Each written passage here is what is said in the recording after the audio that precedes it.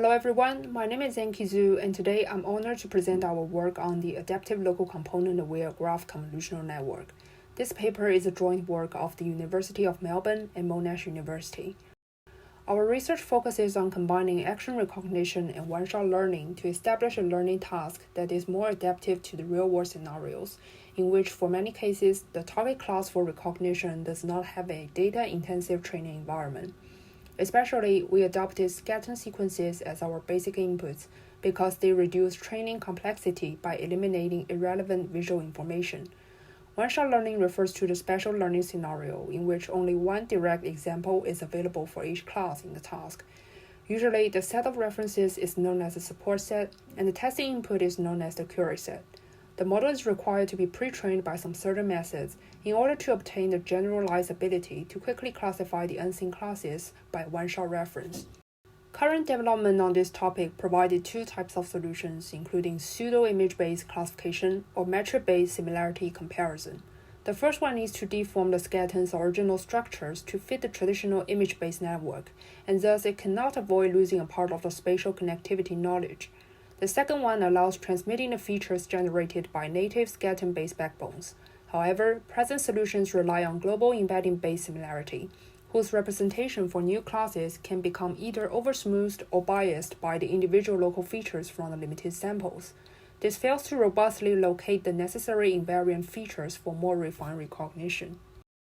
On the other hand, we observed that specific local features under body part or temporal partitions intuitively separate the action-critical and action-irrelevant patterns.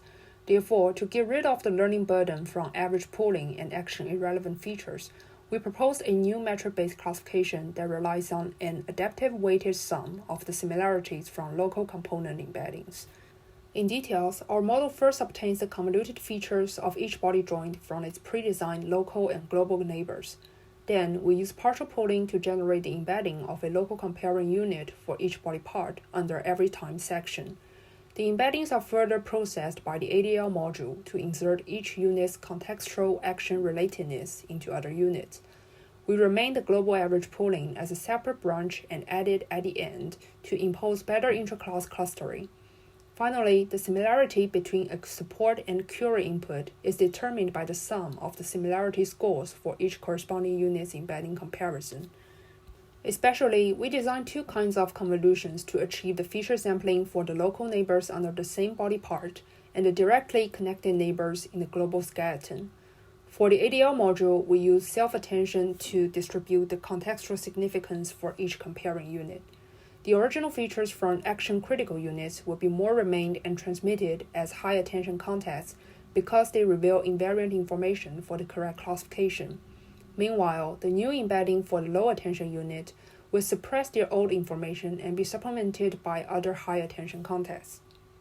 We used Euclidean distance to measure each unit's embedding similarities and summed all of the values for the total similarity score. Our model then predicts an input classification as the same class of its closest support reference, and the training loss is the log of the distances between the input and the support reference of its true class. We compared our model with multiple state-of-the-art models on NTU-RGB+D 120 and did careful ablation study to validate each module.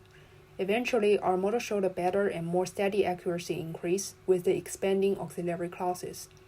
Thank you for your attention, and please visit our poster for further details.